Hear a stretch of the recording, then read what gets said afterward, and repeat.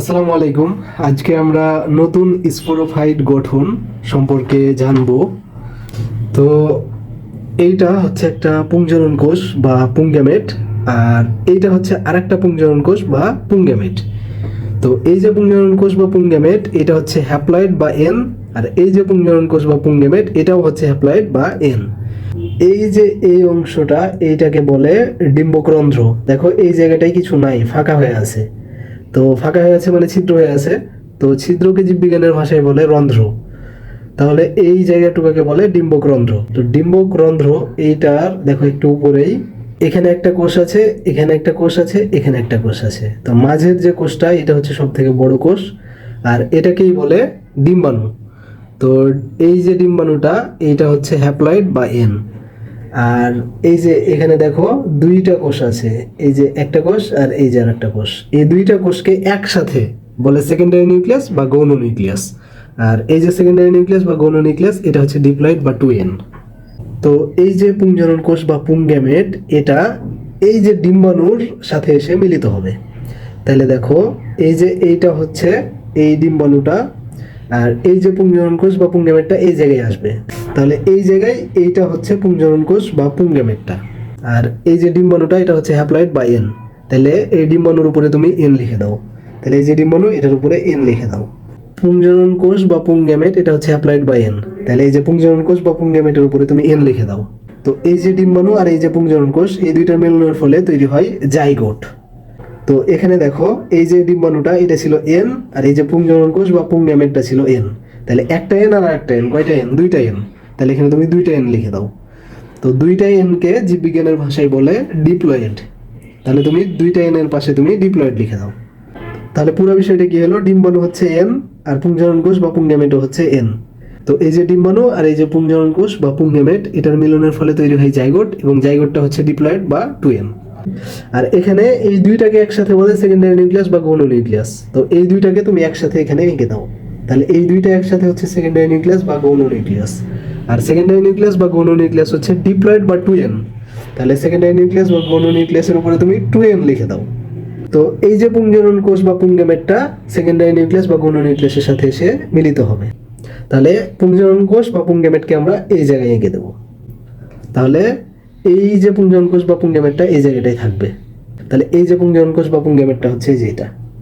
তো পুংজনন কোষ বা পুংগ্যামেট হচ্ছে হ্যাপ্লয়েড বা এন।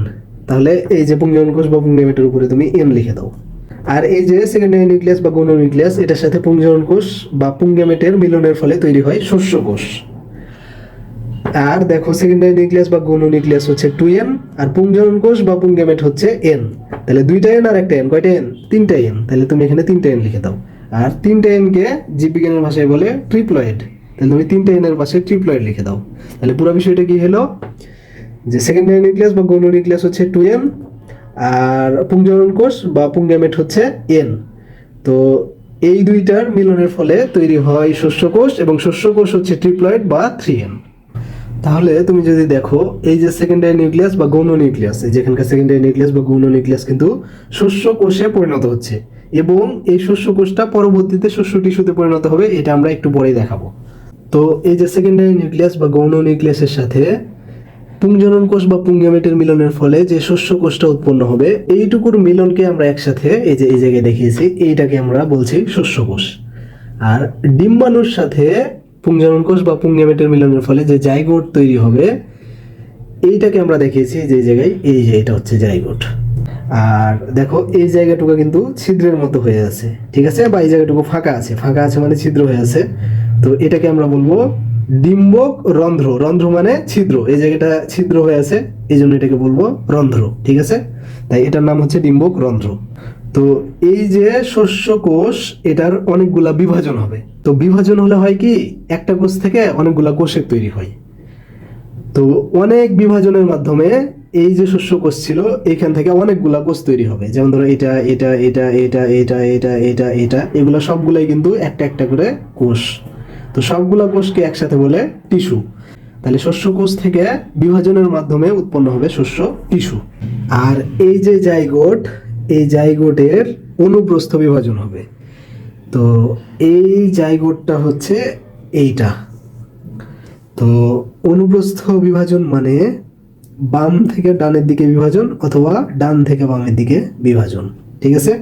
এই যে এই বরাবর পাশাপাশি বিভাজন।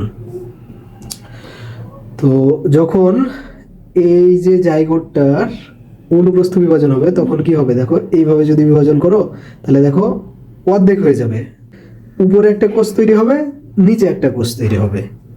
তো এই যে উপরের কোষটা এটা হচ্ছে এই যে এইটা, এটার নাম হচ্ছে এপিক্যাল কোষ। আর এই যে নিচের দিকের কোষটা এইটা হচ্ছে এইটা, এটার নাম হচ্ছে ভিত্তি কোষ। তো এই যে এইটা হচ্ছে ডিম্বক, দেখো নিচে লেখা আছে ডিম্বক, আর এই অংশটুকু দেখো ফাঁকা হয়ে আছে মানে ছিদ্র হয়ে আছে। তাহলে আমরা এটা বলতে পারি যে এই অংশটুকুর নাম হচ্ছে ডিম্বক ছিদ্র।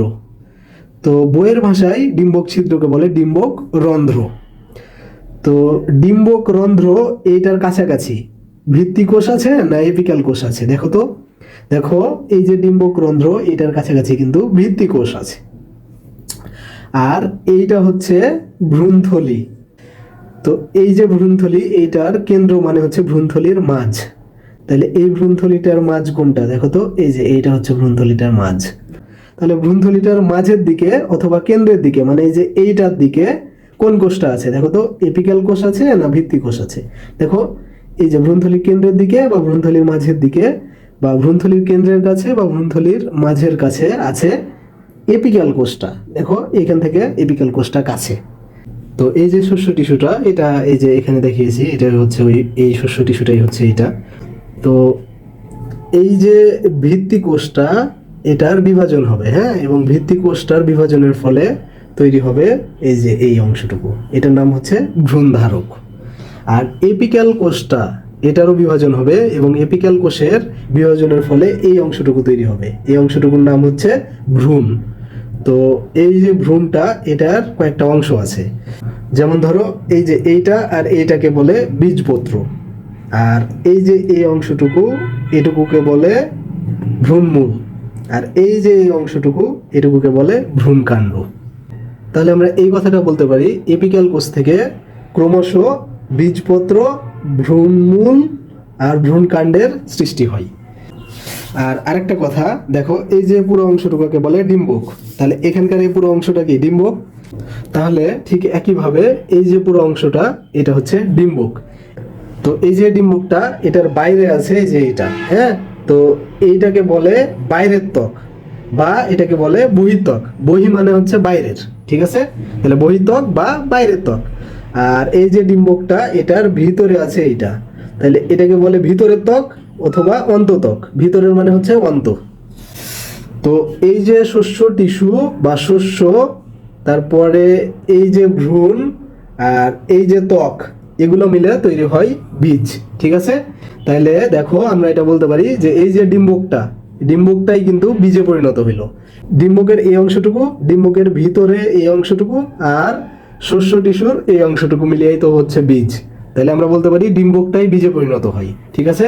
এবং কি সহ বীজে পরিণত হয় দেখো, ভ্রূণ সহ আর শস্য টিস্যু সহ বীজে পরিণত হয়। তুমি আরেকটু কথা অ্যাড করতে পারো, বহিত্বক সহ আর অন্তত্বক সহ বীজে পরিণত হয়, ঠিক আছে? তো এই যে ভ্রূণমূলটা এটা পরবর্তীতে গাছের যে মূল, হ্যাঁ, বা শিকড় এটাতে পরিণত হবে, ঠিক আছে?